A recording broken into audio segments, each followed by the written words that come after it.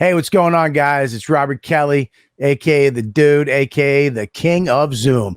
Thanks for checking out the Calta and Kelly YouTube page. We hope you like what we're putting up there. Make sure you go to patreon.com/Robert Kelly and sign up over there, because every week we put a show, an extra show. Friday show, only Patreon. And we also have the J.O. party on Saturday night, only Patreon. That means you, all the fans, get to come into a Zoom and hang out with us and all the other ladybugs. And it's a blast. So we also let you watch all the shows live. YKWD live, all the Calta and Kelly's live, unedited, all go on the Patreon. And you also get the 10-minute extra YKWD every week goes on there, along with Live from the Shed, one-on-ones, Tech Talk with Bobby and Friends. There's so much content up there. And you know what? It's all for what? A price of a cup of coffee. $5 get you in the door.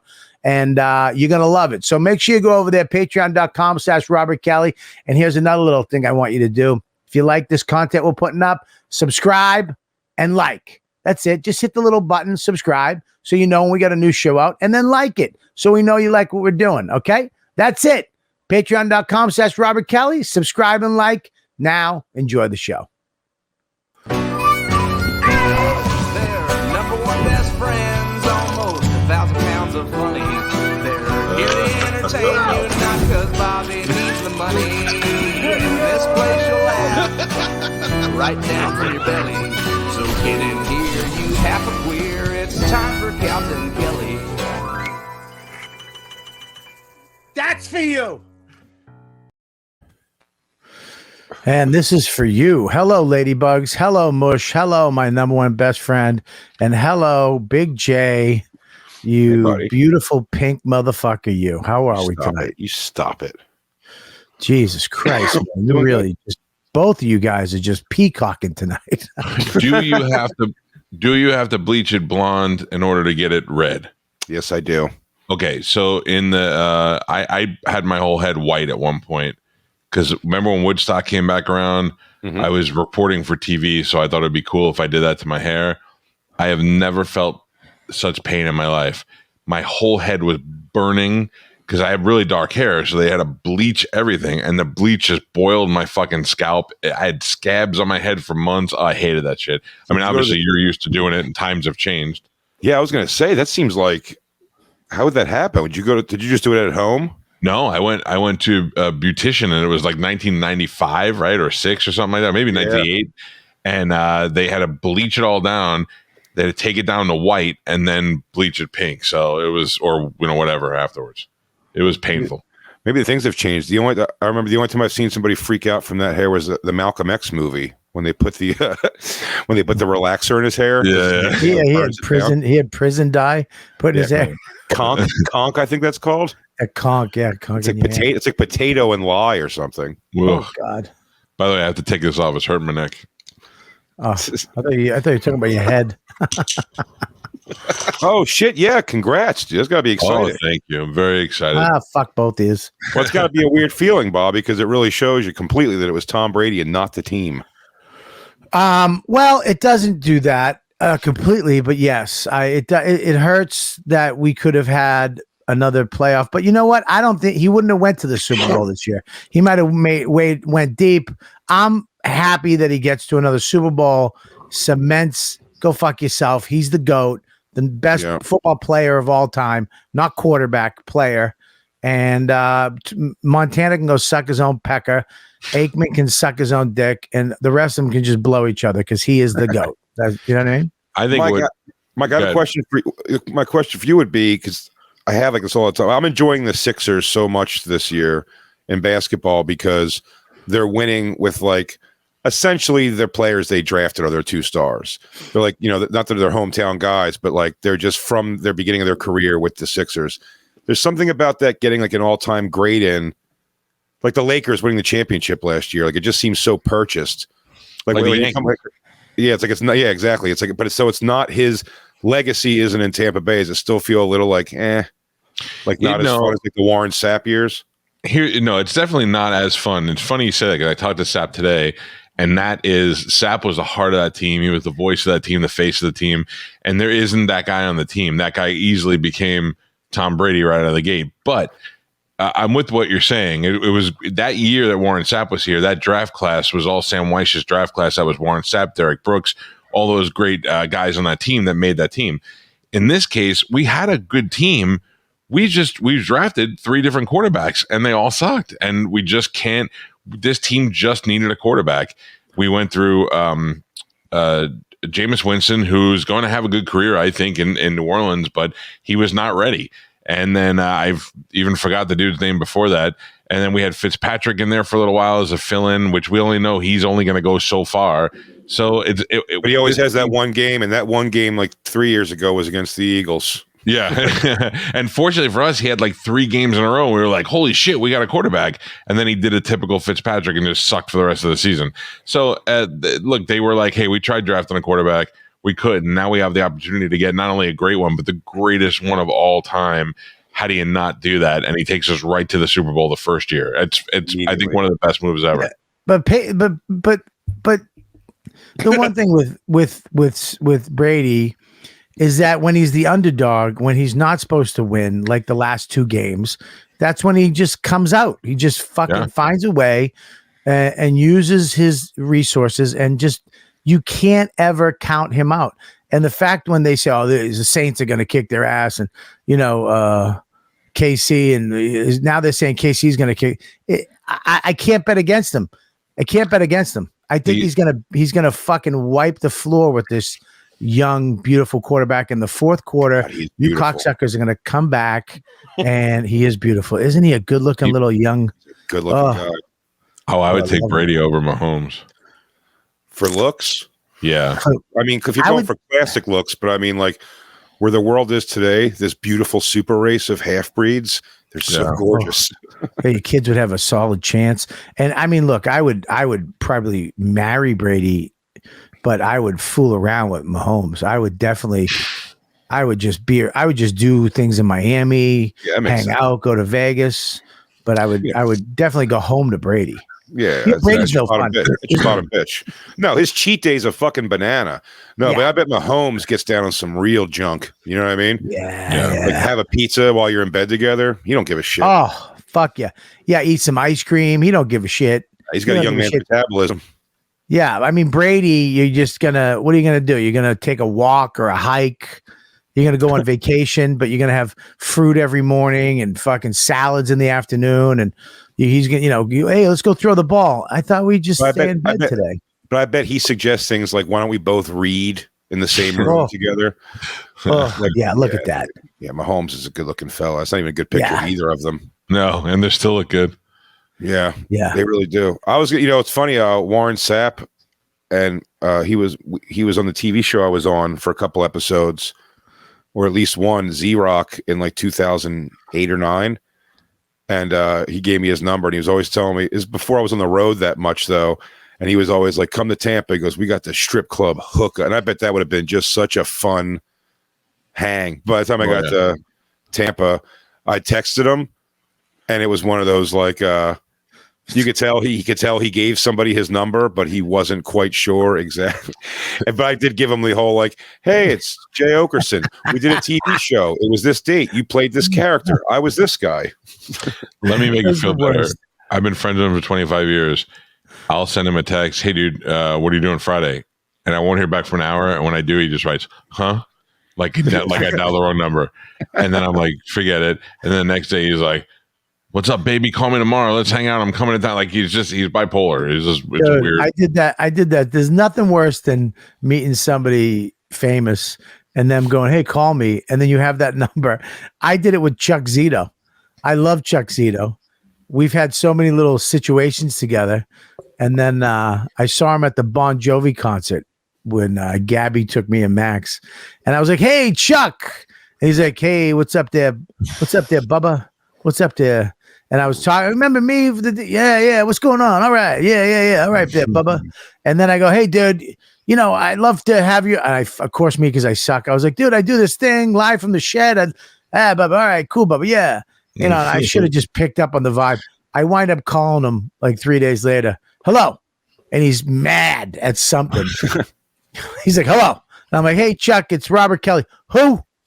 I go, the guy from the thing with the wing, and we did the thing back in down, and then you were in Vegas at the Hard Rock. Yeah. What's up, Bubba? What's up, Bubba? Hey, I'm doing this thing. I do the thing I told you about. Like, yeah. No, that's not. No, I'm not doing that. All right, Bubba. I'll see you later, Bubba. Take care, pal. And he just hung up. I was like heartbroken. I've had a bunch. I was on tour with Korn, and then afterwards, I had to just take notice of the fact that our text thread with the lead singer was a lot of blue, very little, and it was a lot of blue. And even on the few returns, it was like cool, neat. Just like just one more thing. I learned that. But also, don't you do it yourself too? Like I take so many numbers down, or I give somebody my number and they text you like their name, but you never save them as a contact. So especially when they text you a lot, but it's over the course of years and you don't respond much. And that's great when they just hit you up like, I see you're coming to town. You want to hang out? And you're like, is this a hot chick or some dude who wants to smoke pot? And then I have to scroll backwards through a zillion. Figure out who it is. Yeah, and then it's always like it's some guy Tom from Indiana. Mm-hmm. Chuck Zito is good. You can mind fuck Chuck Zito because I did the Charlie Sheen tour when it was here, and Chuck was with him. And then like 2 weeks later, I was in LA, and I ran into Chuck Zito, and you just got to know how to talk to him. He was in the whiskey, and I walked up and I go, "Hey, Baba." He goes, "Hey, Baba." Gives me. I had no fucking. I know he had no idea what it was, but I spoke his language, so he knew how to. He's like, this fucking guy must know me somehow. And all my friends are like, "How the fuck do you know Chuck Zito?" I go, "Oh, that's cool." Go ahead, Bobby. Sorry, go ahead. No, I've been confused for Norton a couple times in life. When I had what's his name? The guy who directed Iron Man, Jon Favreau. John Favreau came up to me at a festival and was telling me how much of a fan he was of mine. But I know for a fact he was talking about Jim Norton. I just took it, and then I Christian Slater was on Opie and Anthony or whatever show it was, and I got an email from Christian Slater. And I'm such a piece of shit. This is what he wrote me: "Dear Robert, I had such a great time in the studio with you guys, but I kept looking at. Oh, maybe he did know. Oh, he did know who I was. Well, you still have it." Yeah, I got it right here. Okay, here it is. Looking at you, thinking about where have I seen this man face before? And it hit me like a lightning bolt. You were Louis' brother. Oh my God, you are great. And the show is my favorite. That's gone now, right? Just wanted to say I'm a huge fan, guys. It was great the other day. Thank you for your experience, and I'll keep watching. I write back. It was a pleasure meeting you the other day. Ugh, who the fuck writes that? That's all you wrote? I go, I've been a fan of your work forever, and I can't wait to check out your new show. That's cool of you. It's cool you like Louis. It's truly a compliment coming from you, bro. I'm in the city all the time doing comedy. You ever want to hit a show or just take your wife out to see some comedy in New York, let me know. I will make it happen. That's humiliating. Here, that's good that you got that. I got a goodie here. Nothing back. Of course. I got a goodie from what's his name? You know the guy who played Opie on Sons of Anarchy and he's on Walking Dead, that Ryan Hurst? Yeah. Awesome actor. And he had followed me. And when I just saw that, I followed him back and I went, dude, huge fan. So cool you followed me. Opie's my favorite character in a show ever. Looking forward to seeing you in The Walking Dead. He writes back 4 days later. Huge fan of yours, brother. Your voice and perspective it's just nice stuff. And then he goes, love your stuff. I go, killer. I mean, and then then he debuts a few months later on Walking Dead, and I go, killer, and I mean killer debut for Beta. We got to link. That's the name of his character. We got to link up at a comedy show sometime, man. Would love to shoot the shit eventually. Then nothing, and then a year later, I wrote, "Are you based in LA? I'm there relatively often. You got to check out a show." I had one with Chris Evans, Captain America. I did the Boston Comics Come Home. I do the show. I'm fucking murder. I've done it like 6 times, but this is I've always done great. But this time, Cam Neely's thing. I wiped the floor with this shit. And they have a big VIP thing after. And it's all famous people. The guy who owns the Red Sox comes up to me with his family. Cam Neely's fucking hanging out, talking to my mom. You know, it's crazy, right?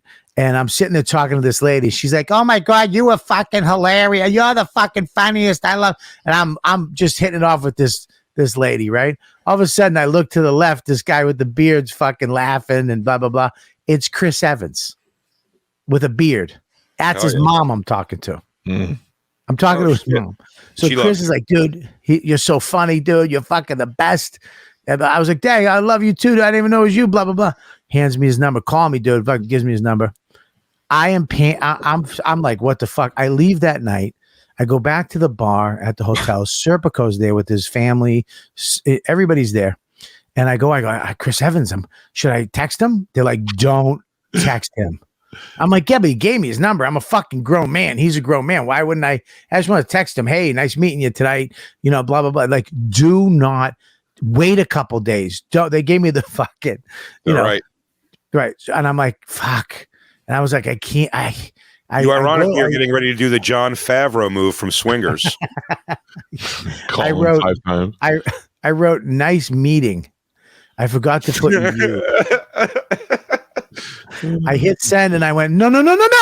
And they were all laughing. I was like, fuck, he never responded to the. You know, we would have fixed that if you just would have sent a separate text, all lowercase, the word "you" with an asterisk. Well, this is what fixed it. I'm on a podcast, I think 8 months later with Andrew Schultz on YKWd. I tell him the story. He goes, "Take your phone out right now." I go, No. He goes, "Take your phone out. Right. You're an asshole." I go, "Are you fucking nuts?" He goes, "Right. Fuck you. You're an asshole." And I go, he goes, "Just do it." So I write, "Fuck you, asshole." Right. To Chris Evans. To Chris Evans. I hit send. He goes, wait. I'm panicking now. I'm like, what the fuck? 20 minutes in, he goes right back, "Sorry, wrong number. How you doing?" I write, "Sorry, wrong number. How you doing?" Immediately, "Good, man. Just hanging out. Good to hear from you. I'm filming Avengers down in Atlanta." Right. He's filming Avengers. Gets when back. he texts me back. Isn't that he texts me back. But later that night, I fucked it up again. I went home and I sent him another text, and he's never responded to me. I saw him, and then I tripled down. Last year at Comics Come Home, the year before when we did it, 2019, again, I fucking murder. I see his mom walking out with him, and they want nothing to do with me. I'm like, "Hey." I grabbed them. I go, "Hey, guys." And I go, "Dude, funny story." I go, "Remember the first time you gave me the number?" I told the whole fucking story. And, dude, I panicked. I just went through I go, then he sent the thing. And then I was like, dude, dude, you never called me back. He's like, "All right, man. I'll see you later." Wow. And he fucking left. My heart sunk. Have I ever told on this show my story of the drummer from Slipknot? No. Or the band Slipknot, because it's a little wordy, but it's a good story of someone not caring about something like that. So 16 years ago, Craig Gass takes me backstage to Pledge of Allegiance tour. It's Slipknot and a bunch of other bands. I'd always just go in the back with him. He always had backstage stuff, but not really with the bands. We were just kind of floating, it was a roadie or something like that at the time. And so we get in there, and Craig goes, "I have to go to the bathroom. Can you just wait here and just, stay out of everybody's way and stuff?" I'm like, "Sure." So I'm standing in this hallway, just waiting. By chance, also in this hallway is Max Weinberg from Conan and E Street Band. And Max Weinberg's, his son, who's a little boy, is wearing full Slipknot gear. Like he's wearing it like he's a big fan of the band.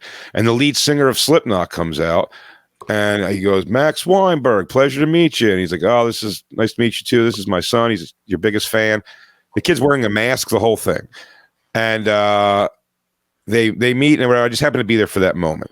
So many years later, I go on tour with Korn and Slipknot at one point. But after that, when Korn was coming through town one night, however many years ago this was, 6 years ago, 5-6 years ago. They come through Philly, and me and Christine go down to the show, me and my girlfriend, and we're sitting with the drummer from Korn watching Slipknot perform, and they go, Slipknot had fired their original drummer because of drug problems and stuff. So they had a studio musician playing with them, and the drummer from Korn goes, man, they really got to sign this drummer. He's so good. He's such an amazing drummer. They really have to sign him. And I was like, I don't care who it is or anything. And he goes, yeah, it's Max Weinberg's kid. So that full circle thing. So I always thought that was such a great story, just as is. And I'm like, oh man, I told him I was. So cut a couple years later, I've had this story. Me and Christine go, we have backstage passes, but we're just watching from out front this Chicago Open Air Festival, a big rock festival they have in Chicago. And at one point we said to go to the bathroom, or Christine does, and we go backstage. I see one person backstage only. It's Jay Weinberg, Max Weinberg's son. And I go to Christine, I go, this is unreal. This story is going to blow his mind. And I start walking up towards him. As I get close, a couple intercepts, and they get him for a while. Yeah. And they're telling him something or talking to him. They know him maybe. Whatever it is, it's long enough that I am awkwardly looming now. I'm looming. And Christine, knowing how great the story is, she's trying to go, let's just go. Just miss the window. And I'm like, no. This is worth it. When he hears this, it's going to really, you'll see. And I wait awkwardly. And then he knows I'm waiting there to talk to him. But even when those couple walks away, he starts walking. So I start walking sort of next to him. I go, Jay Weinberg, right? And he goes, yeah. I think I even stupidly say, Max Weinberg's son. But he goes, he's like, yeah, man, for sure. I was like, dude, I go, I got this crazy story to tell you. So while we're walking, I tell him this diatribe. And I go, and then the drummer from Korn says, that's Max Weinberg's kid. And he goes, oh, cool, man. He never broke stride and just kept walking, and he didn't care. And Christine called it, I think. She goes, yeah, he's Max Weinberg's kid. He probably figured he'd be wherever he needed to be. Like, he's not blown away that he's in Slipknot. He's like, yeah, Max Weinberg's kid. Yeah. But man, I gave that. What a drawn out thing. And then I had a set on Late Night with Jimmy Fallon that I involved the Roots in, the band. The set got pulled. The episode of Jimmy Fallon's removed from the history of NBC because of the joke I told. Why? When we watched it, Michael Vick is a Michael Vick joke. Well, I said that if Michael, what was the thing with the Roots first? What did you do with the Roots? It was all on the same joke. I just called him. I was like, I'm from Philly, so I'm a big Eagles fan. They went nuts. Then I was like, that's right, Roots. And I was like, they were just like having a back and forth for a second. And then I told the Michael Vick joke, and it's going. So I thought that might be memorable across the board somewhere. I mean, like 2 years later, if even, I go to Amy Schumer's Christmas party at her apartment. Questlove's there, and I'm like, "What's up, man?" I even give him all the remembers, and he did not. It didn't resonate with him one iota. I walked up, dude. I've met him a bunch of times at Amy's parties and shit like that, and I walked up to him. He was outside the Cellar when I booked that Dennis Leary gig when I had to be a drummer. Now, mind you, the show gets picked up. I got to learn to play the fucking drums, in a month at this point, and I see him out front. I've talked to him. We know each other. I go up to one of my favorite drummers. I walk up. I go, hey, man, dude, I got this show on FX. I play a drummer. I think he thought I was asking him for lessons. I thought you were about to. He goes, hey man, 10,000 hours, buddy. 10,000 hours. I go, yeah, I got a fucking month. I got 30 days. I don't have 10,000 hours. I mean, I'm just asking. And he wound up giving me he goes, just learn to play the songs. And then he just walked away. I thought we were going to sit down, have some baba ganoush upstairs, and he was going to talk to me about certain drum kits and help me. I mean, give me a little more than learn to play the songs. Then when I did the Tonight Show, I was like, hey, Questlove. And he was like, yo. And he just walked away. I go, hey, I just panicked. I go, can I get some sticks? And some guy walks up like 10 minutes later, goes, here you go. And I have Questlove sticks in my house. That's And I was funny. just like, fuck. I'm so surprised Norton was such a botherous celebrity for a picture guy when, like, He's the worst. in this world, like, by the way, I don't consider being bothered for pictures, especially at the level that I'm at. Like, I'm happy people want to take pictures, but, like, you know, it's you've seen the awkwardness of people doing it, and, like, he becomes that person. Dude, he is. I was at UFC 100 fan fair. We're talking it's almost like, you know, this huge expo center at MGM that's full with all fighting shit. You know, all these apparel, all these companies, Tokyo 5, every single fighter in the world is at this event. And we get backstage area where all the fighters get to go and have a rest. It's hidden from the fans. You need a certain pass to get back there. And we get all access passes. We get to go back in there with the head guy, Reed, who's the nicest guy ever. He takes us over to a UFC. There's thousands of people waiting to get into this thing. We cut by all of them. Takes us up to the merch booth of UFC. Get whatever you want, guys. We literally got duffel bags and threw shit into duffel bags. Then we go to all this fanfare shit. And then we go... He's doing Chip Chipperson shit. Okay, walking around. It's mind-boggling. Then we go backstage, and he's just sitting there, going, "Who's that guy? Who's that?" I'm like, "Well, he's the UFC. He's the champ, middleweight champ." And he walks up, and I have to be his guy. So I have to walk up. I have to be the picture guy because I don't give a fuck about photos. Really, I don't care. But I walk up and go, "Hey, this is Jim Norton. Can you get a picture with you?" With everybody. And some of these guys, you know, are hungry and they are fucking fighters. Yeah. They don't get little sarcastic quips. They're like, "What?" You say something like, "Hey, what?" No. I just want to get a photo with the little guy. You know, thank God he looks like a fucking cancer patient. They feel like they're doing something, but he pissed off. Won those passes. Dude, he pissed off Vanderlei Silva so bad. It was hilarious. And Vanderlei goes, I'm eating.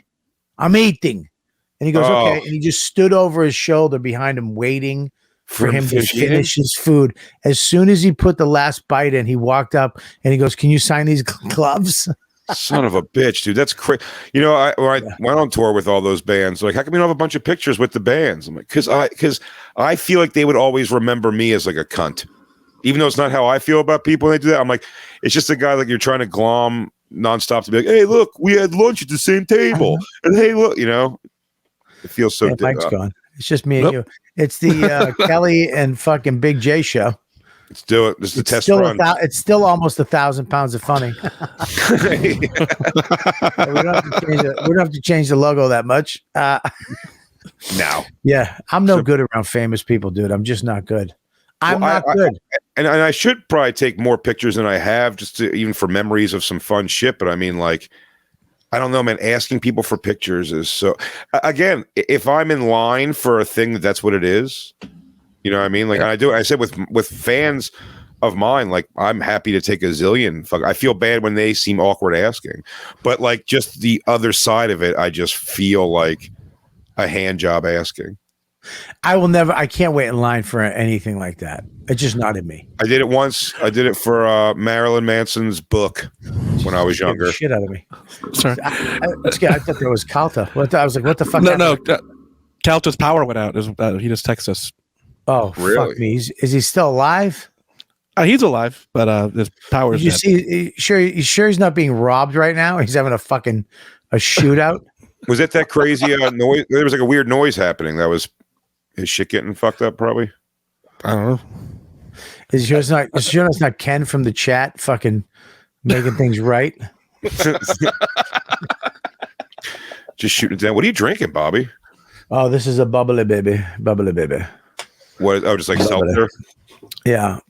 Seltzer. I don't. You know me. I'm a fucking dude. I'm telling you right now. I think I found a new career path I want to go down. And what is it? It's this right here. I think I'm actually getting into this sport. I want to go to it. I'm really into it. I watch it every day, and I would like to maybe try it someday. I'm stalling for mush. Play it. Just let it get it strong, get it tight. I'ma let it breathe just a little. Give it to you strong, heavy metal. I don't make a sound when I strike. You better just run for your life.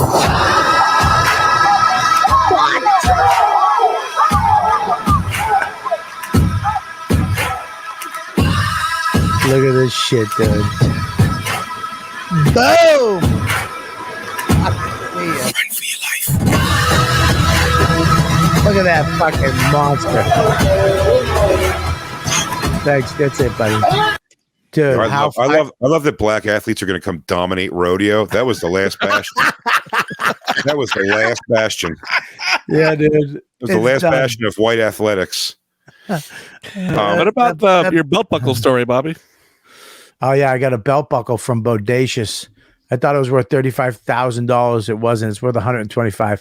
But that's so funny too, because there's actually a couple black rodeo guys right now that are starting to just fucking. But to be a cowboy, you have to be a motherfucker. You have to be sick tough, and most bull riders are very small dudes. Really? Yeah, they're not that big. Yeah. I find that surprising. I thought it would be bigger guys that could tackle that. Well, Bobby, dude, have we said that on this? Also, the fucking skinny, sexy Bobby took me with him to Arizona again, 15, 16 years ago. I did? Oh, yeah. We went to Arizona. It was great. They put me up we were in different hotels. You were like at a resort type place, and I was at just like a regular hotel, but like there was nothing by you. So you'd come over to me. We went to the mall. The arcade in the mall, you're going to remember this. The arcade in the mall had, for whatever reason, one of those inflatable rings with a mechanical bull in it. And Bob, you don't remember this, dude? Bobby, you paid for me to ride. It was like $30 to do it or something. You paid me to do it just to see me terrifyingly get on it and just get bucked off. And just watching me fluff around that thing, you just laugh. It was a skinny, sexy man laughing at a fat person. You don't remember this at all?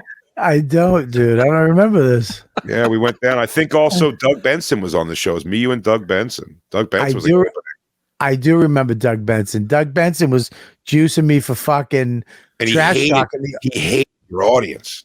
He hated your audience. He hated my audience because they wouldn't laugh at his dumb shit.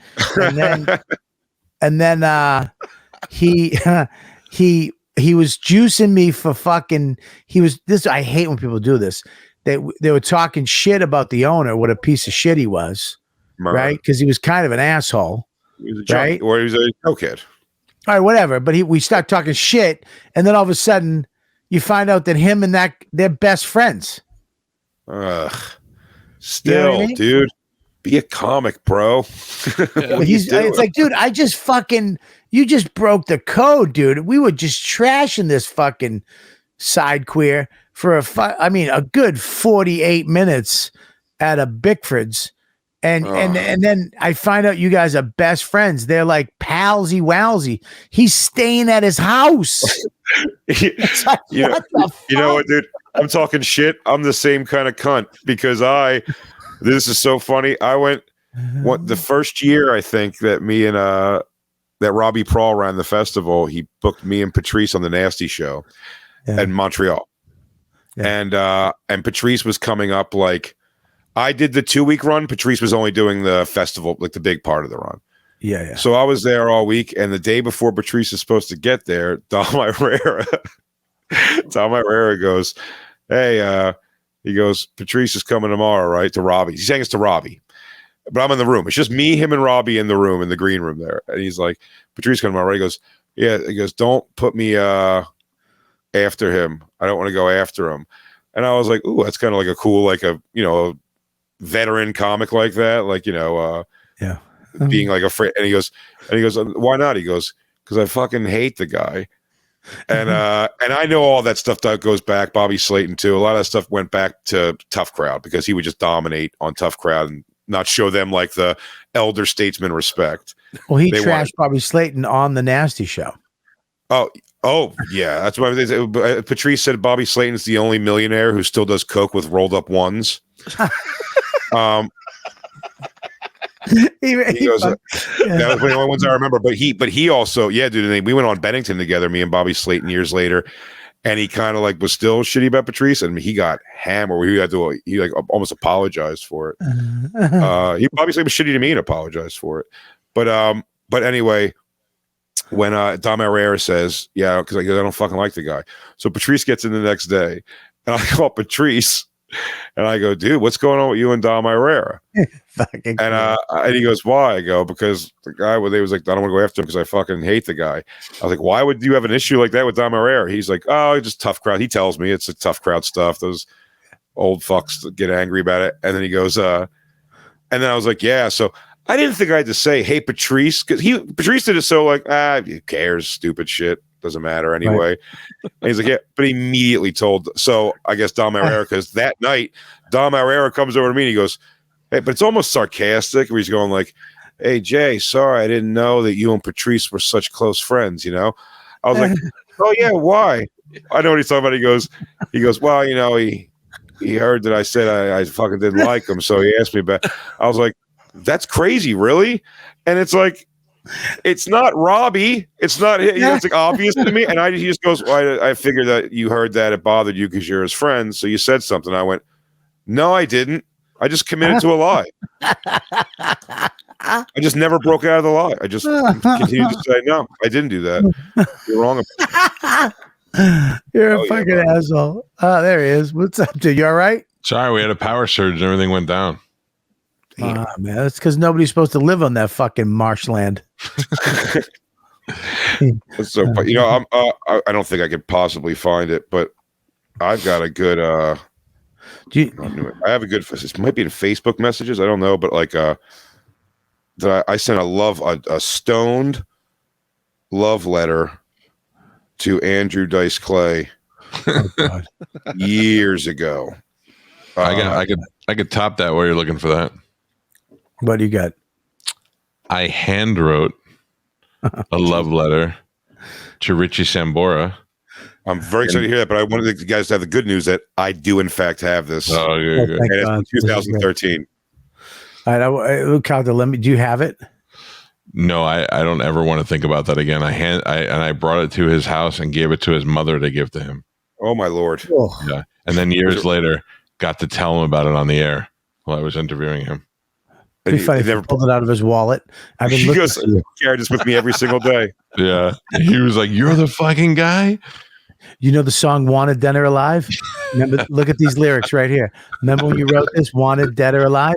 That's what fucking. Let me hear this, Jay. I gotta hear this fucking. This is cringe. This is cringe.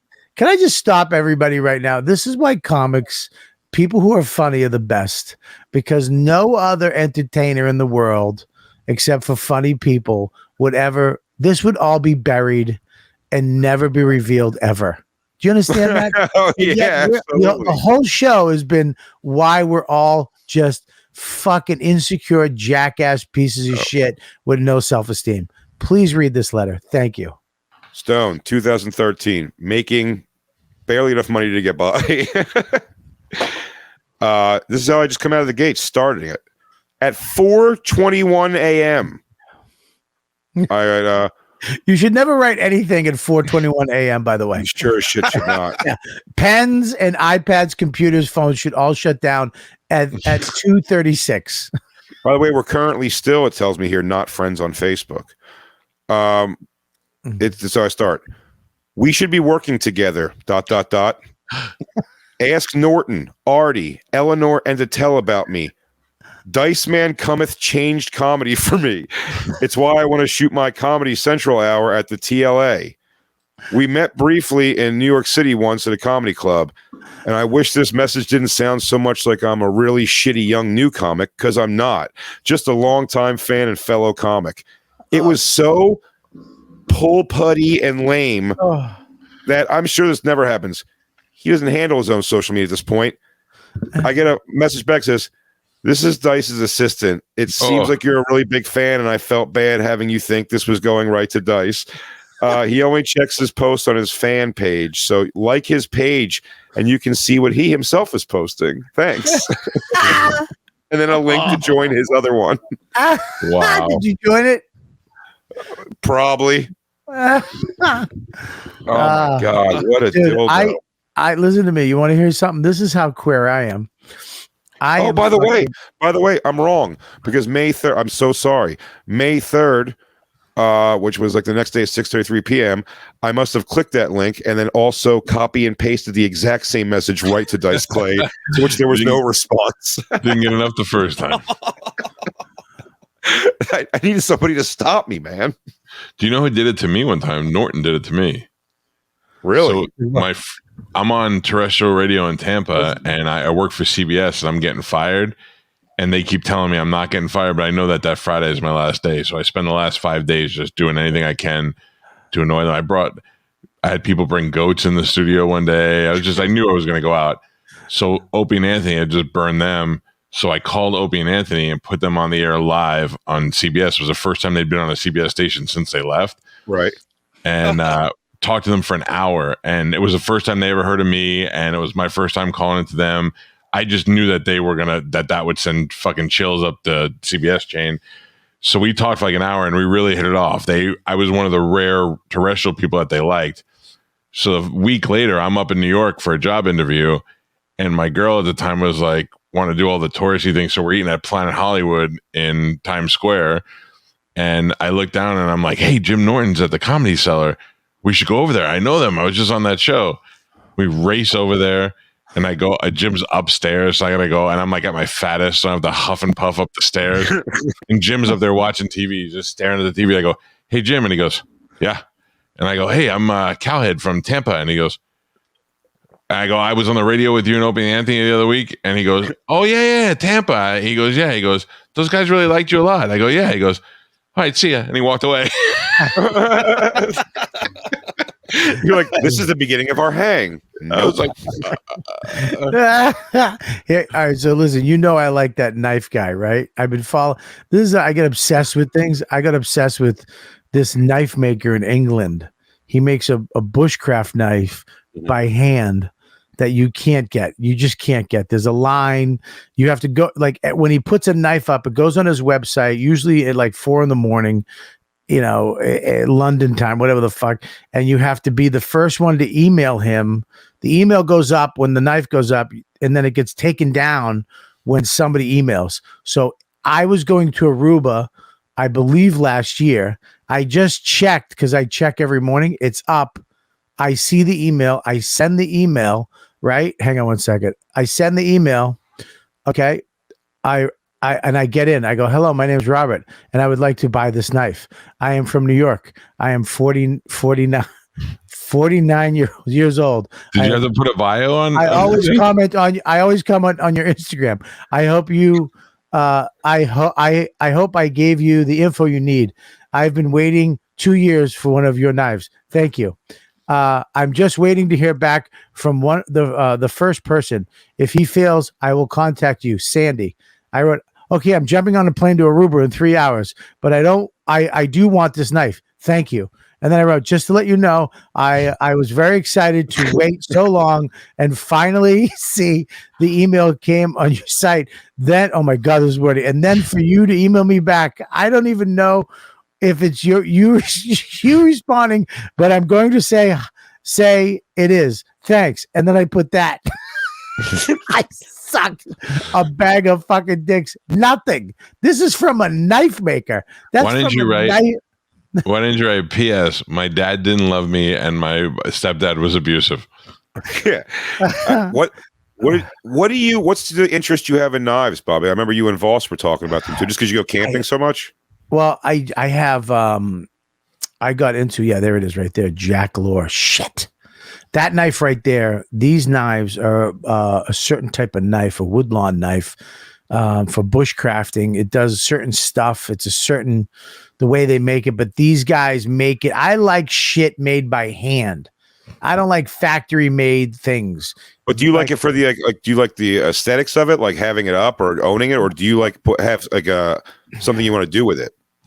Well, I bring it camping, so you can do a bunch of shit with that knife. But from that guy, that knife will be worth money in, probably 10 years. That might be worth triple the money, even if you use it.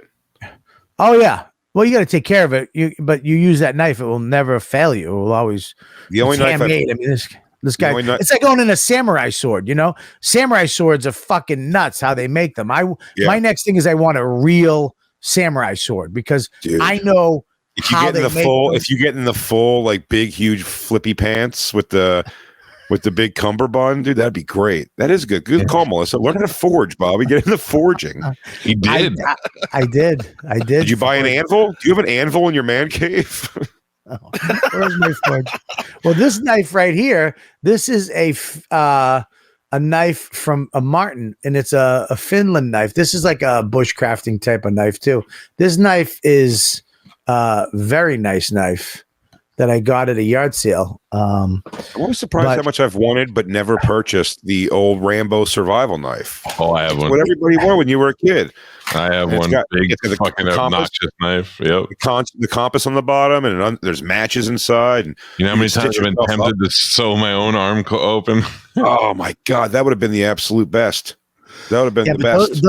Those knives aren't shit. You can't do shit with those knives.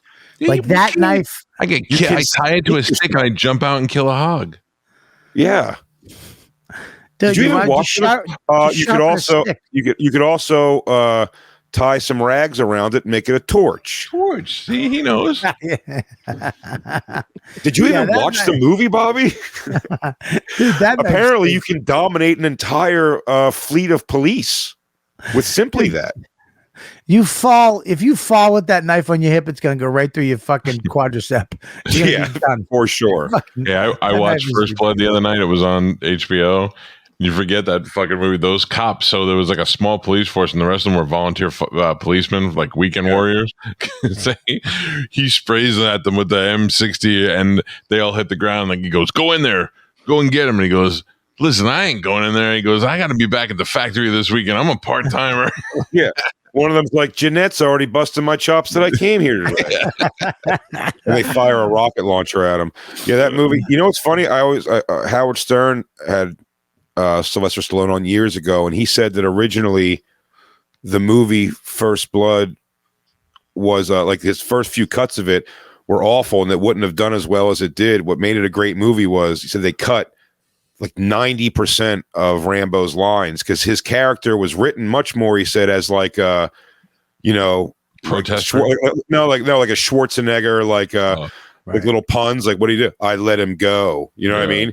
Hey, hang around, like all those lines when you're killing people. And he said he took all those out. However, there is one scene, if you just watched this, Mike, that because I just watched it 2 weeks ago on HBO, and I forgot, being so dark, mysterious, and tough the entire movie, when he jumps in to carjack the guy in the army truck, he goes, he holds a knife to him, he goes, drive, and he goes, don't look at me, look at the road. That's how accidents happen. He has like a little quirky line in there, like out of nowhere. It comes out of nowhere. Yeah, it's like the softer side of John Jay. Yeah. By the way, in my high school freshman yearbook, when you got to go to take pictures for the yearbook, you would go up to a piece of paper and write down you were number 3 in line, what your name is, so I could print it, and all my things say John J. Rambo. John J. Rambo. Those stories got particularly weirder. So Michael Rappaport was on my show, and he was in Copland with Stallone, and Stallone did it to him. He goes, you see Stallone, you're like, holy shit, Rocky, and all these things, and he goes, and he's exactly what you want him to be. He's telling you Rocky stories, and he's giving you all the behind the scenes shit. He goes, he was the best. I would talk to him every day, and he would tell me stories. And I go, oh, that's awesome. He goes, yeah. He goes, then like 3 years later, I saw him in LA, and I was like, hey, Sly, Copland. He's like, yeah, okay. And he walked away from him. He wouldn't talk to him. It was like we never did a movie together. I suck around. I just can't be around famous. I did that around, what's his name? The Butler guy. What's that? The action hero Butler. Mr. Belvedere? No, not Brett Butler. Gerard Butler. Gerard Butler. Brett Butler. He was at the fucking, whatchamacallit, the Laugh Factory in LA.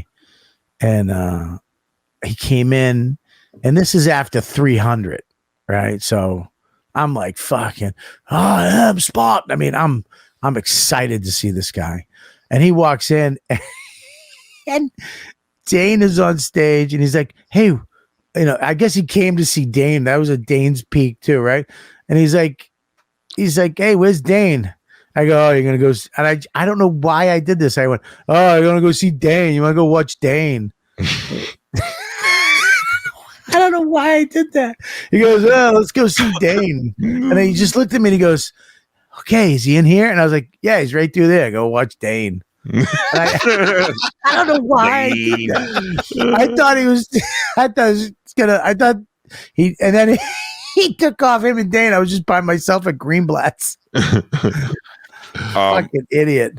When I was first started coming and hanging at the Cellar with like Keith and everything, once in a while, I'd bring up a comic from Philly, and I was, doing the black circuit in Philly pretty much. So like, I'd bring some of the comics up with me, just take a ride up to New York and hang around while I tried to get on the Boston late night or something, and we'd go hang at the Cellar. It was the time that Seinfeld was doing Comedian, the documentary, so he was there all the time. And I remember even telling this guy Dorian Noel, he's like a big, good in shape black dude, good looking black dude that came up with me, and he did not understand how the New York scene worked at that moment, like the mainstream circuit. He thought I was bringing him up there and we were going to go on stage everywhere. And I was like, no, you just got to like hang and just like be around and like shoot the shit. Like we'll do these open mics and then we'll go be here. I might be able to get on this club because I've been hanging out here, but then we'll go to the Cellar. And I was just in a frustrated mood all night. And this guy, I'm walking with him. We go over to the Cellar. I'm like, but you're a huge Seinfeld fan, dude. I think he's going to be at the Cellar tonight. And we go over there. And we're standing outside, and when Jerry Seinfeld walks by, just kind of nodding hello to everybody or whatever, and he just felt the need to say something, this kid, and he just goes, looking diesel, Jerry. Which is a weird thing. I'm sure that Jerry didn't even know what the slang meant. You know what I mean? It was just such a weird look, and he was like just looking at his face like sink, like, why did I do that? I might have went straight to a fucking bridge that night and just jumped off the bridge. Man. Yeah, saying the line to somebody. Like saying the line to him. I remember when fucking De Niro was at the Cellar and he was watching comics, and I had to go up. I was so fucking terrified and excited. I was getting I'm like, I'm gonna fucking kill. I'm gonna go up. And I remember I went on stage. As I was going up, they just introduced me. As I'm going up, I just see him walking out. He stayed for the whole show, but as soon as he saw me get up, he's like, I'm out. Let's go. And they were there to see comics. Like something about my energy or something about my look made him go, we're good. Let's go. You know who's great at ingratiating themselves to celebrities when they come in? Black comics. They're fucking fantastic. Gerard Butler, you speak about him. I mean, by the time he walked out of the Cellar, him and Godfrey were like leaving together one time. And Artie Fuqua, they're just good at like getting in with them. Sherrod, I mean, Jesus Christ. He did that with John Mayer. They were best friends. Right-hand man for 2 years. Yeah. I actually, John Mayer came in. We were hanging out one night, like at the thing with Sherrod. And then John gave me his number. And then for some reason, I'm in fucking Kalamazoo, Michigan. And someone goes, yeah, John Mayer's in the next town over doing a concert. I call him. I'm like, hey, John, what's up? He goes, what? I'm like, hey, it's me, Robert. He goes, oh, yeah, what's up, man? I go, I'm at the fucking Laughing Post. I go, we'll drive up and see you when you're done. He's like, okay, dude, I'll see you. And he hung up the phone. I called him later, no answer. Then I saw him at the Cellar one night, and I came up and I started fucking with him. And he goes, he said something really cunty. And he goes, you're fucking with me? Like that. And I was just like, anybody else would be like, yeah, you fucker. Who do you think you are? I just froze. I went, yeah. I didn't mean to. I don't know. I just walked away. Do that Kalamazoo Laughing Post I did one time. But I tell the story on stage sometimes. It's such an example of like, it was such a self-recognition of what a piece of shit, how full of shit men are. Was I was hanging out after the show, and this girl, she was, I think, like a local stripper or something, but she was like inordinately, to me especially, like winging Just real pussy. quick, Calta's not sleeping. He's just reading. Just want to let you know. Could you open your eyes, you lug of shit? This is the most they open. Well, Copa, open them up. Fuck. I'm gonna start wearing sunglasses on this show. Yeah, you should. Just wear sunglasses, dude. Absolutely. Put sunglasses on. And you could just sleep. Well, the last thing you want to do is see 3 fat guys and one sleeping. We're never going to be able to make those a glasses video with for the this. eyes open on them. One of us is Jesus suffering with Christ. diabetes right now. At least one of us. Even though none of us maybe know it, but all of us probably. Can't wait. You fucking had brisket. The other two before are you enjoying did the it. show. His blood Oh, sugar's dude. tumbling as the show goes on. The 3 of us should start another podcast called Type 2. Yeah. One's not going to make it. It's called the Calta, Kelly, and Oakerson show for now. Yeah. Yeah. It just winds up being one of us at the end. Well, I'm signing off. Been a good run, gang. But so this stripper girl was like, I mean, winging pussy at me, where it was like I couldn't believe she was so beautiful and it was going to go so easy. And then she goes, I just got to tell my friends. She came with a couple. She goes, I just got to go tell my friends I'm going to check out with you. And I'm like, great. And then it was all 3 of them come back in, and it was like it was even for like a sadder reason to not have her come back. She goes, I forgot. Like I promised them we were going to have a threesome tonight, so I kind of got to go with them. And you're like, oh, like so I was just like at that point, like I was so geared up that something was going to happen. That little complex they were in. There was like a bar upstairs. Yeah, upstairs. Yeah, very very collegey. yeah. They And had so pork chicken wings. They wrapped pork on a bone. So I don't know how they did it. They got a bone and they wrapped pork on it, made it a drumstick, but it was pork. I would fucking just go upstairs, a fat fuck I was, and eat like 9 of them. So I go upstairs to that bar and I just pour 3 or 4 shots down just to get some liquid courage to sort of be like at least assertive and being like, hey, what are you doing? You want to hang out? You want to get out of here or whatever? To some girl. And I get like just like a softball playing looking girl, wearing her college sweatshirt. And I was like, hey, who's going to give me a ride back to my hotel? They didn't see the show. I was like, I'm just the comic from downstairs. And she goes, I'll give you a ride home. And then I was like, thank you for driving home. You want to like smoke a joint or something? And she goes, yeah. So we go inside the hotel room and I'm trying to lay little hints of like, so should we fuck around or something kind of thing? And she goes, no, I don't like doing one night stands because, the guy, like they just, you fuck them and then it's like, they don't even want you to spend the night. Like they want you to go home and they came and I start giving her like I'm like, oh, I hate that guys are like that. It's like, it's like if a guy fucks you and then he can't even have you spend the night, you have to leave in the middle of the night that's just bullshit. It's fucked up that guys do that. And so chatting back and forth, probably trying to convince her a little bit. She ultimately, I titty fuck her. That's where, as far as it goes. How do you just do that? It's the only time in my life. The only time in my life. That, will you blow me? And she's like, no. And you're like, how about a titty fuck? I think it may have been said she said you can titty fuck me. I think she was confident in her boobs, but she didn't do anything else. So I titty fucked her and shot a hot young batch all over her chest. And then it was moments later while taking a piss, and you could hear the full throttle of my piss. I start laughing in the middle of the sentence because I'm like, what the fuck? I go, you might want to get out of here before that storm's supposed to be coming, that snowstorm in the morning. Dude, I'm like, man, you couldn't even get her a couple hours in and be like, I gotta get to the airport. Listen, when you fool around with a girl and she's at your hotel room, waking up the next day is just fucking disgusting. Bad breath, snoring, but also just the things you've endured of each other, like an ugly sleep, possibly. Oh, and don't forget the Jesus light coming through the window, just exposing what hunks of shit you really are. I try to sneak the fuck out of there before anything. Oh, dude, you got it. But most of the time with road comics, it's like they're coming to your room, so it's like I told where you, you gotta be. I had a girl. My thing was that I had something to do the next day. I would lay that in the night I'd be coming in and be like, yeah, I got to wake up early tomorrow. I got this meeting I got to go to. just to get me the fuck home and in bed at a reasonable time. So there is a time limit on what we're doing. And I remember one girl came back to the house, up at Billy's house where we lived on 97th Street. And I said, yeah, I gotta wake up early. She goes, what time?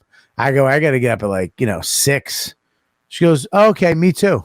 I was like, yeah, but I gotta go. I gotta jump on the train and shit. She's like, yeah, what train? I go, 6. She goes, oh, I'm taking the 6 downtown. I gotta take the 6. I'll take the train with you. I'm like, fuck me.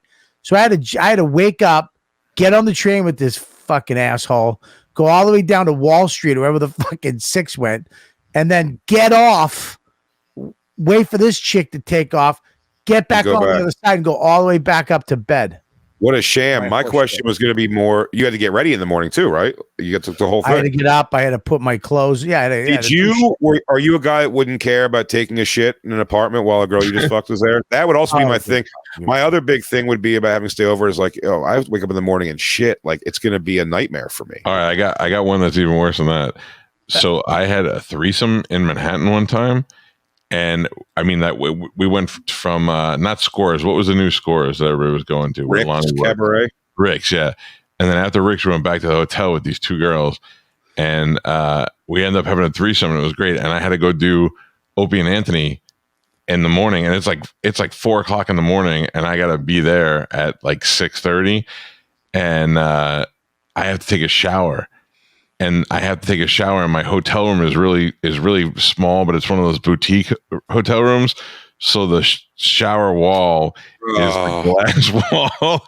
So they're like sitting right there in the bed, and I have to go, and I'm like, I can't take a shower in front of these 2. I mean, I know I was just naked in the bed, but this is was it the Hudson? Was it the Hudson Hotel? No, it was the Yotel. Oh, I know what that is. Yeah, I like the hotel when you're by yourself because it's like a little compact thing. But when you're robot up the front, right? It was like it was like being at SeaWorld and they got to watch the whale in the tank the whole time. I was like, I can't fucking do that, man. I promised the girl I could get her an SNL audition.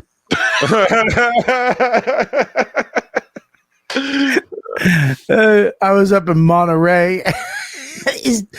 Planet Gemini. It was a downtown Monterey, and these 2 Italian, quote, mafia dudes. They pretended they were like mafia guys, but the thing is, they both had wigs. So when I got the gig, the kid was like, "Dude, don't stare at their hair. You can't look at their hair, okay?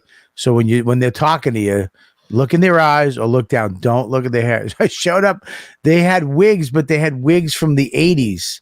Like they had the same exact wig. It was like parted, feathered, and it had a little tail in the back.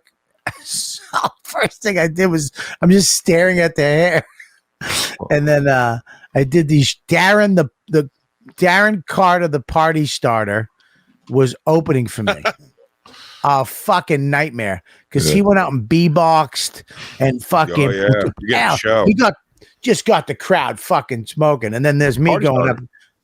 Pissed the pants. A party started, and this girl came back to the hotel. They put me in a motel, put me in this motel, and she came back, and she only came back because she wanted to talk about improv. Because I talked about, I was in an improv group. She was like, "Yeah, I write sketches and blah blah blah." And I remember she had my dick in her hand, and she looked up and she was like, "You think you can get me an audition?"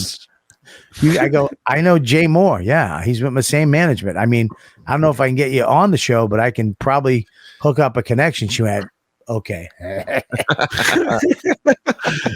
Why did she eat it like a push pop? That's what my dick is. Oh my god! Hey, Soda's got COVID. Yeah, he's on the tail end now, I think. But yeah, he's doing all right. Yeah, he's doing good. He's fine. He has more like it's like a shitty cold. So when are you going back to Bonfire? What's going on? Well, we're hoping to have official news next week on when we can start, but we're going to be starting really soon. But what it looks like, we're going to be starting really soon, within a week and a half. What's the holdup? Money? No. The thing's agreed upon, and Mike, you probably know this too. It's like now that we've agreed on the terms, there's all that minutia that I'll never understand that they have to go back and forth on, like dumb things I would never think would even be a problem. But it's just like that they have to go back and forth, and then it just takes them. Once those notes go back, it just takes them another week or so. So we're trying to get something. Who's doing the deal? You have an agent doing it? Yeah. Okay, that's the one thing you hope for, because they'll fuck once you settle the money, you're like, oh great, this was easy, and then you get fucked every other way if you don't have an agent. Yeah. So they're making sure everything's good with a lawyer and an agent. So and it's tough because me and Dan, so we both have two different agents and agencies and lawyers. So everyone's got Jesus. Yeah. So it's like, but it's good. We have an awesome thing getting ready to start up, so it's going to be great. Can we guess? Sure. I don't want to say the right. I don't want to say the right thing. Just do it. Go ahead. Say guess. So it'll be Jim and Sam, you guys, and Bennington. Maybe. So it's going to be Jim, Sam, Bonfire, then Bennington. No. Jim and Sam, Bennington, then Bonfire. Jim, Sam, Calta and Kelly, then Bennington, and then the Bonfire. Yes. Where Jim Wilder used to be. No, I believe that's where Chris Ellis, sorry. Jason Ellis. Sorry. Fuck. Chris Ellis is laugh button guy. Jason Ellis. I like Jason Ellis. He's awesome. Yeah, he's great. He's got it, but his podcast is kicking it now, right? Yeah, he looked very happy. No, I know, it's so funny. We found out like that he'd gotten fired from Sirius, but I'm still not even sure why he got fired for. And then like 2 weeks, it's like 2 weeks later. 2 weeks later, our contract ends, and it's like, well, that's what you guys. Listen. Might not read good. Right? Might not read good. Listen, it doesn't. Yeah, he got fired, and all of a sudden, your show ends, and then you take his slot. Well, we cost 7,000 times less. People don't know that you guys were doing that shit for free pizza and $50 when you started, right? I mean, we were doing it for. You were getting the pizza. Dan was getting $50. Dan got the $50. Yeah, he never wanted the pizza. What an idiot! When you guys get in there and you get pretty solid and everybody's happy, let them know nobody likes Covino and Rich. Is that true? I don't know. Don't do it out of the gate. Just wait till you get. Yeah, you can't do that now. You gotta keep it tight now. But nice guys, shitty show. I mean, we had beefs in Sirius already. I mean, John Fugelsang fucking went to HR about us more than once. No way. For what? Oh yeah, just for like it's like for job security. I feel like he doesn't understand like radio in a way of like, or entertaining radio, I guess, because it was like a simple, probably like a trope even of a thing. He was in the studio before us, and we'd come in and we would always say like he just whatever reason knew of Dan more than me, and like he would just be very friendly to Dan, and just like I would just say that he would just kind of be like dismissive of me, and most of the joke was just doing a character of him calling me like fat names and shitting on me and loving Dan, and then like somebody is like, you're Trump loving audience, which I don't even know how he's deducing that, but he's like, your Trump loving fans keep bothering me on social media and blah. And I was like, dude, don't say this to us. Come on the air and say this to us. Like, or say what's these guys' problem on your show. What do you, it's H and all. I hate that. You know what I hate now is they call you Trump like it's the N word for white people. Well, the problem is because they know they're going to immediately get certain fucking idiots on their side immediately. Oh, that's what I call a conservative comic. That's one of the funniest things I've ever heard. The head that Shane Gill, the guy who wrote the Shane Gillis article, when he wrote the article about, he's like, look at the seedy underbelly of comedy that gave birth to Shane Gillis. It's a picture of me, and it says that I'm the face of conservative comedy. The guy with pink hair.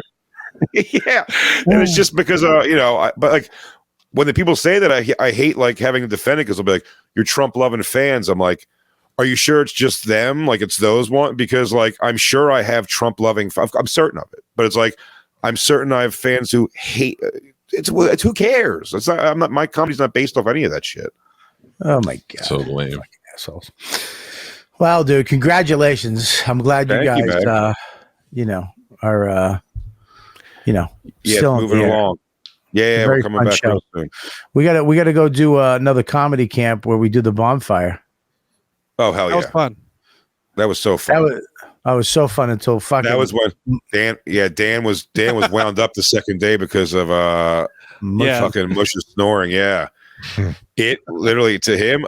I said I don't know how he didn't get it double barrel because we were in the room right behind him. Me and Christine, we both bark at the moon, but it was Mike. It was Mike. He batted around in that cold weather. He batted around laying in my car. Oh. What do you mean? He In put your on loud. car? He put on loud classical music in his headphones to try to drown it. Like he couldn't get his mind off of it. Because I don't know if you have ever had furnace heat, but or the radiator heat, Yeah. where it's like it makes all that fucking noise. You have to learn how to not hear it to watch TV.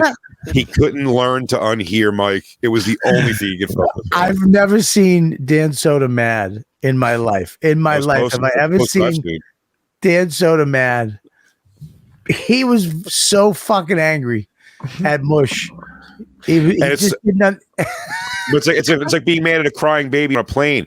There's nowhere to direct the anger, really. It's like you think Mike loves being a spectacle or an audio explosion of sleep. Not in a million years. He wants to be a quiet sleeper. We all do. We talk about it enough that every time I'm on Facebook, it gives me some different thing that could stop me from snoring. Oh my god, dude. It was so funny. He was so violently angry, and I didn't understand it till we went in. You heard Mush? It was the loudest shit I've ever heard in my life. Yeah. He was just up in the Mush, loft bed. He wouldn't wake up. He wouldn't wake up because people, apparently all morning while I was asleep, Dan was just running the parade in and out of people. Go, you see this? Do you see this? So Mush would wake up. He'd go, Mush. And he'd be like, huh? Yeah, stop. He'd be like, okay. He would wake up and immediately start snoring again because Mush was so exhausted from being out in the wilderness for 2 days. I do that to my poor wife. She goes, Mike. I go, what? And she goes, snoring loud. And I go, okay, just let me lay here for 2 minutes. Immediately. I've done it. I found out from my daughter that I would do that in movies. The immediate snore when you fall asleep is humiliating. Dude, we went to see Spider-Man, the second Spider-Man movie. It was me and my brother and like our 5 kids just spread out in a whole row. And my father, I think, was there. And I mean, 5 minutes into the movie, I can't watch a movie without falling asleep. 5 minutes into the movie, I went out cold and I woke myself up with one of the loudest one of these like, yeah. But this is all I remember. I remember going, and I opened my eyes and everybody in the theater was looking at me and it's completely silent. And then my brother just bust out fucking laughing at the top of his lungs. That's the worst. Well, you're right. Worse than falling asleep, because I have this too. Worse than falling asleep in a public thing is having a fucking apnea moment in public. When you're like, oh, I do the shit on planes. I wake up like, what the fuck? I woke up on a plane doing this.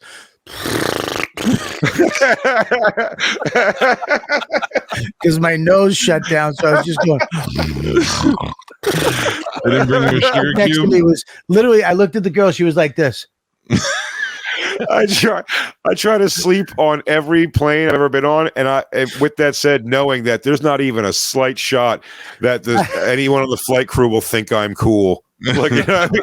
Like they're gonna see the worst of me, whoever's around me. I've never even batted around the idea. Did young hot Bobby ever get laid from a plane? I've had stewardesses come to the show, but I've never been laid from a plane. I had a stewardess come to the Hard Rock one time and hook up with me and Sherrod. Did some wild shit with her from Continental. Yeah, but it was like Sherrod went first, and then I was like, I'm good. I was like, I'm good.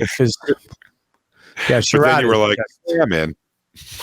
Yeah, Sherrod's piece is just, I mean, dude, it's just like. He's got a monster? Dude, I was in the tub. I had a suite, so I had the hot tub. We were in the hot tub together, and then Sherrod was out in the room just smoking joints. And I was like, dude, don't smoke. He doesn't listen. It's like, don't smoke in my room, dude. I don't smoke weed. I don't want my fucking room. I've been sober for years. I don't want weed smell in my. Yeah, you're good. It's just like, what does I'm good. You're good, man. You're good, player. And so I'm in the hot tub, me and this girl, she's smoking hot too, flight attendant. And all of a sudden we were playing around. I was being cute. You know what I mean? I think we kissed a little bit. I was being romantic. All of a sudden this guy walks in. I mean, dude, it was like this fucking long, just hanging between, and he walked in like I wasn't, we both went, and I had to say to him, I was just like, Sherrod, I'm going to look at your dick for a couple minutes because I've never seen anything like it. Yeah, Kev used to do that. Kev used to pull out way early in a situation. You go, well, now I can't. Yeah, no, I can't. Yeah, dude. What he was doing 5'3" with a 10-inch hog, I can't. I can't. Yeah, dude. He probably had a 10-incher, 9.5. I look like I'm 10 foot tall with a 5.3 inch hog. Yeah, dude. I was doing all my techniques to make it bigger. I was just pushing my balls back. Lay down, spread your legs wide, dude. You get 2 fingers and get to your bush fat and just stretch it down. Crank the heat up so your balls really drop. You want them away from the body and loose as much as possible. That's a biggie. Wow. Me and Dave Smith one time got a girl and pulled her from fucking Denny's or Dave and Buster's next to that Pittsburgh, that Homestead Improv. Yeah. We just went there and we picked up this waitress. She's like came over to smoke weed with us, and I wanted to call Patrice. Patrice was still alive here. I wanted to call Patrice to tell him I was so proud. I just conversationally got this girl to just think it was like the coolest idea to get butt naked in the room. Do you know what I mean? I was just like, yeah, who cares? Like, you got a great body. We'd love to see it. We're out of town. Nothing, you know, who are we going to tell that you're just smoking weed naked and blah, blah, blah. So she gets naked. And then it seems like she wants to like fuck around. She goes over to the bed. So Dave, who's far handsomer and significantly in better shape than me, I sent him to do like the pre-work. I'm like, hey, you guys start making out, fucking around. I'm gonna go smoke a cigarette on the balcony right here. I can kind of peek in at what's going on. Then I'll jump in when everything's like everything's going a little bit. He's like your sous chef. Yes, my prep. He's prep cook. He's doing your prep. Yeah. But he's also got a way bigger hog. But at least I think I did the chatting enough that I'm in, you know? Right. And so Dave's, they're making out like on the bed and like she's like super into it. And she's laying, if you could picture Dave's kind of beside her, sitting on the edge of the bed, making out with her. She's laying on her back and her knees are bent. So the bottom of her feet are planted on the bed and her knees are bent and closed. And then this poor girl, all she sees is like, I don't even know why I said this. I like slither onto the bed and spread her legs open, and she sees my dumb fat face just go, and I quote, "Mind if I join the party?" And she goes, "I'm not comfortable." And I went, "I'm not comfortable." And I got up and I left the room in socks. And let her and Dave fuck around. And they didn't even end up fucking either. Like she was like half in, half out, I guess. So like eventually Dave was just kind of like, let's just like forget it. And he's called me. He's like, come back to the room, dude. Like, this is like, it's like, he said she kept like doing like, she would like blow him and then be like, I don't know if I want to do this. And he'd be like, well, Jesus. All right. Well then like, let's not do it. And she's like, no. And then start blowing. And it was like, and even after like the third time that he's like, all right, let's just stop actually. Because like, it seems like you're weird. Anytime you're with another guy, it's always, I remember even that thing with Sherrod, the girl was like, are over on that. I think my days are over. She goes, the girl, the flight attendant was like, you know, we can fool around, but we can't have sex. And he was like, nah. He goes, nah, money, we're having sex. I was like, I go, Sherrod, I'm good. We'll have fun. I'm just trying to make nice. Yeah. I'm like, Better Call Saul, like, hey, come on. And she goes, no, I'm on also my period. with two guys, Bobby, also there's that thing that if she just like came up and like showed titty or fucking somebody you're like, yeah, it was fun. That was a fun time. Goes like this. She goes, we can't do it. I'm on my period. Yeah. And she points to her. She had a little string coming out of her underwear, which almost made me throw up. Yeah. Sherrod literally went like this. It's hanging down. He went like this. Boom. And tugged it out and threw it on my wall. He goes, you good. I went, yeah. I was like, I mean, it was just it looked like art on my wall, on my wallpaper in my room, just a dot of red and then just a trail It was fucking Threesomes are okay if the other guy is like your dude, like he's your boy. Like Pete and I we meet like two girls, and he'd be like, "I'm bringing these two girls over." I'm like, "Okay, cool." And then I'd start flirting with the one girl, and make out with her, and Pete would go, "Hey, wrong one," and I'd go, "All right, cool," and I just jumped in. Like nobody ever got mad at anything. You just got to be cool with the other guy. I'm like, whatever. No, with I did stuff with buddies and girls like when I was like, yeah. I'm just saying now. I think of like a single. It's probably age and everything too, but like as a single guy now, like if a girl was like, "Hey, I'll fuck you and your friend," I'd more just be like, just go fuck my friend's fuck my friend. Yeah, yeah. like, No, fuck my friend. Anybody else I just like don't feel like I don't know. It's just not a story I'll be able to tell 1,000 places. It's like so even if it's like funny or anything, I'm just like I'd rather just not. I'll wait till it's like. And with charade, there's going to be blood anyway. So there will be blood. The charade. All right, well, listen. Anybody ever get hit by friendly fire? No, but I don't think I'd lose my shit depending on where it is. No, it hits lip. It's a problem. Pete hit me in the forearm one time, and it fucking felt like lava. And like it was 25 years ago, and I could still feel it right now. Like I feel like it burned through my skin. I knew exactly what it was. I immediately got like a spatter of lava on my arm, and I was like, "You motherfucker!" Yeah, that's why when guys do double penetration, and the one guy on the bottom is just gonna get his nuts dripped on. It's like, dude, I'm not fucking doing that. No, you go over there, I go over there, and then we different switch. ends. Different ends, man. I ain't doing it. Yeah, exactly. There's Let no way. me tell you one funny story for you. So my buddy, we have this girl, she's a friend of a friend. Anyway, we had a bet. She was so ugly. She had a good body, but she was so ugly. We had a bet. The first one to fuck her had to pay the other guys $100. So we were all trying to avoid fucking her. So finally, my buddy Frankie's in the living room with her, and we're like, all right, they're gonna fuck. Frankie deserves it, whatever. So Pete goes to bed in his bedroom. I go to my bedroom, and Frankie's in the living room with this girl. And Pete and I are both doing morning radio, so we got to go to bed kind of early.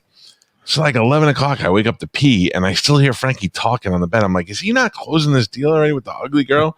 So I go out there, and I start talking to her. In 5 minutes, I got her to take her clothes off. She's totally naked. And then I'm like, come on, let's go in my room. So now me and Frankie, who was like my best friend from New York, we're all in this queen size bed together. And I'm like, well, fuck it. We'll turn it into a threesome. We'll get it moving. And I have a digital camera, but this is like the 90s. So at the time the camera was like this big and you had to put a disc in it. So she's like, now I got her. She's ugly as fuck. And she's like, I used to work at Hooters and I almost was in Playboy one time. And I'm like, well, let's pose it out. Let's take some pictures. So I started taking a couple of pictures of her on the camera, and each disc only held like fucking 4 pictures. So now I end up fucking her, and Frankie ends up like snuggling with her and shit. And the next morning I go to work, and it's, all the guys in the office are there like 4:30 in the morning. I go, hey, look at this. I go, guess who finally broke down and fucked Ugly Pam? And they were like, really? I go, yeah. So I put the picture, the disc in, and there she is all fucking posed out like the guy from Hannibal Lecter movie. And I look in the back and I see something, and I blow it up. And then I blow it up, and if you look behind the door, you can see Pete poking around the door. You see his nose, and then you look down, and you see his belly sticking out fucking around the corner. Watch the whole fucking thing. Didn't say a word. Shit. All right, well, Jay, listen, man. It's good to see you. Good to talk to you again. Thanks for coming on. Thank you for having me, man.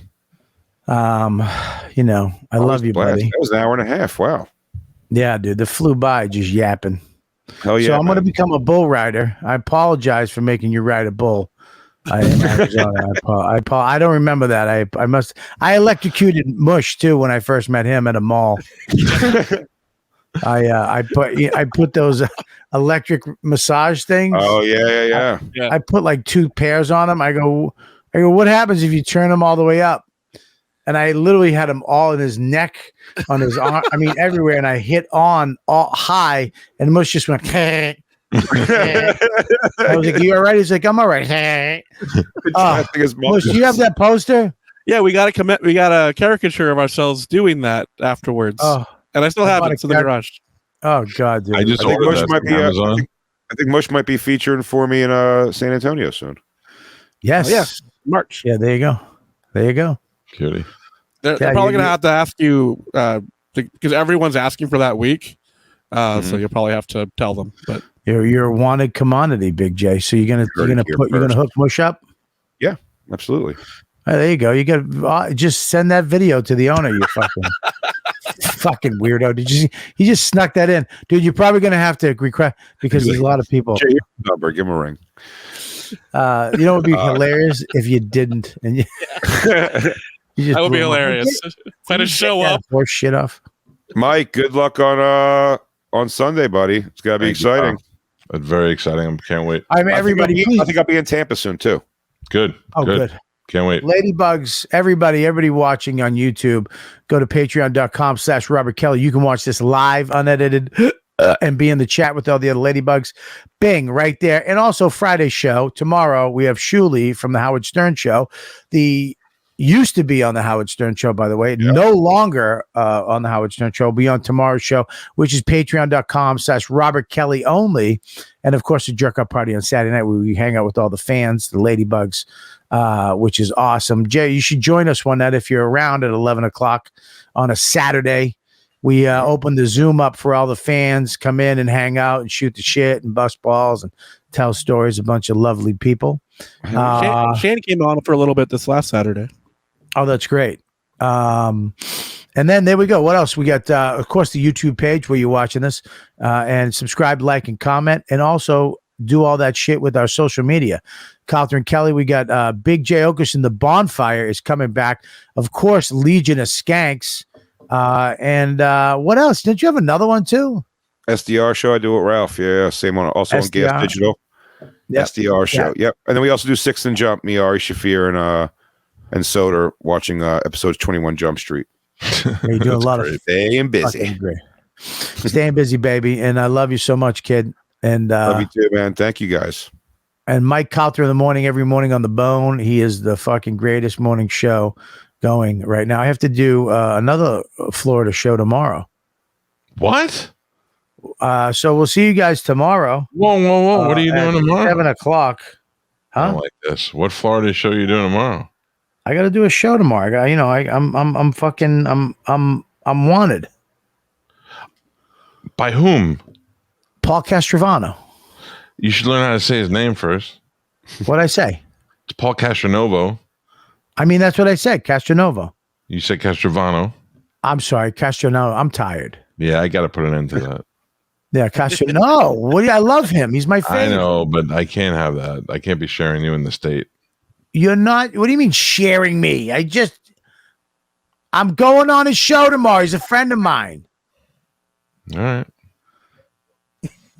Jay, what's that face? Nothing. I just don't like hearing Daddy and Daddy fight.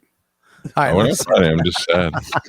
You would be our son if we did fuck. If I could come and he could shoot Paul. A baby out. I love Paul. I was just kidding. I do. I love him too. So we'll see you guys tomorrow. Mush Mike V. Suarez will be opening for Middling, featuring whatever the fuck these queers call it, for Big J in San Antonio. You guys are the best fans in the world. We'll see you tomorrow night. Take care.